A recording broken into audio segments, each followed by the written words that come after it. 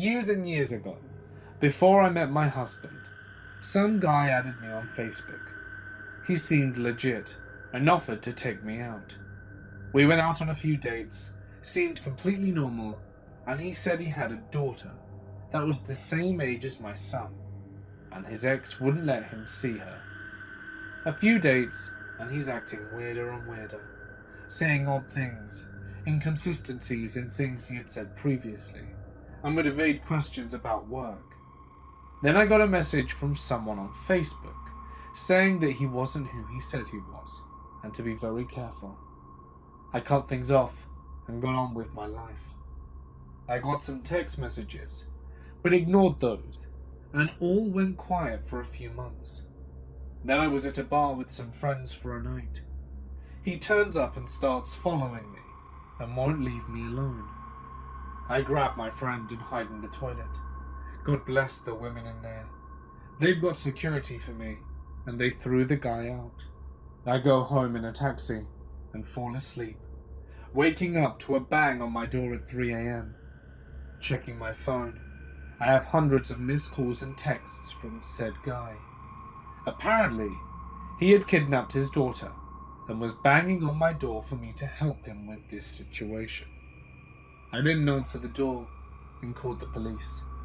I moved somewhere new shortly after, and don't know where he is now. He is seriously messed up. We had a great relationship at first. Honeymoon phase, talks of marriage, house, and the future. But then you got mad because I was depressed, and I didn't want to do it every day. You physically held me down and trapped me in rooms, but I stayed. You hit yourself because you couldn't hit me, but I stayed. You cheated on me in my own house and lied to me about it. But it's okay, because you thought of me the whole time. So stupidly, I stayed. You moved in with your best friend who was trying to ruin our relationship from the beginning, and the girl you cheated on me with, but promised to see me every day, so I stayed. You let your skank slander my name everywhere. You let her threaten and harass me. You started ignoring me for her. You started sleeping in her bed when she wasn't there, because your dumb ass decided to move into a 2-bedroom with 3 people. That's when I had enough, so I left you. I told you to leave me alone. I told her to leave me alone as well. Did she? No. So I did what anyone does when they've had enough of the harassment. I called the cops. I'm not the crazy ex-girlfriend because I was looking out for mine and my family's sanity. So stop telling people. Stop telling your sister she can't be friends with us. Stop telling your mum I can't call her mum when she asked me to. Just stop. You lost your chance to ever get back into my life again. I'm sure if people heard this, and not just your and her side, they wouldn't think that I was the crazy one. One of my ex-boyfriends was/is a bit of a psychopath. At one point he threatened to rip my throat out with his teeth that he had in fact sharpened if I didn't let him do me. I really didn't want to, so I did something else instead.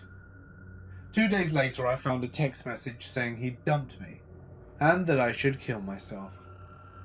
For the best part of 2 years, I found myself stalked by this ginger lunatic, in person, online, at school, and then at college. Know what his reason was in the end? Because I hurt his feelings. In the past, when he first asked me out, and I didn't feel comfortable with it, he'd only stopped stalking me when I got the police involved, or at least he toned down to a point where he wasn't being obvious about it. I found out he'd been harassing one of my friends, saying I'd ruin his life if he stayed a friend with me. The guy told me. Now I have a new boyfriend who knows of my ex. He's normally lovey and cuddly, but he gets very defensive of me when this topic is brought up. He's not the strongest lad I've ever known, but I think protecting the one you love can do some powerful things. I don't know if my stalker is still stalking, but I feel much less alone than I did before my new boyfriend. He is so comforting with it. This was 2015. I wasn't really actively looking, but would pop onto OkCupid every few weeks to see if anything interesting was in my inbox. Being female, I had a very active inbox. Sorry guys. I noticed an email from an interesting, fairly local guy. The email was alright, asking about polyamour, which I don't mind talking about if the person asking is sincerely interested and respectful. We get to chatting, and I had zero romantic interest, but thought this could be a friendship. And after a few months of talking, he found me on the Book of Faces, and asked if it was okay to send a request. I agreed. We'd been chatting and getting along well, and he seemed like a nice person. Little weird, but I'm a little weird myself. We continued to chat here and there for about 2 years, sent birthday greetings and just a casual friendship. He asked several times to meet and hang out, and I considered it, but at that time I was running my own business and worked about 70 hours a week, plus maintaining my home and raising a young child, and trying to balance 2 partners and an extremely needy, demanding workaholic client who had no boundaries, with 11 PM phone calls without a note of hesitation or remorse. It never occurred for me to meet up, but we kept in touch online. Late last year, a news story broke out about a man and his girlfriend murdering her young teen daughter. I never connected the name until a few friends contacted me and said, "Oh, I see you're friends with him. Did you see the news?" The news stories all use his legal full name, which is why I never connected the 2 dots. My then online friend of 2 years had beaten, sexually assaulted and strangled and then dismembered his girlfriend's teenage daughter, with the girlfriend's help. He made several statements since then, stating that he always had this fantasy, and that this child was very sexual, and that it wasn't fun murdering her, but he apparently thought it would be. Still sends a chill down my spine.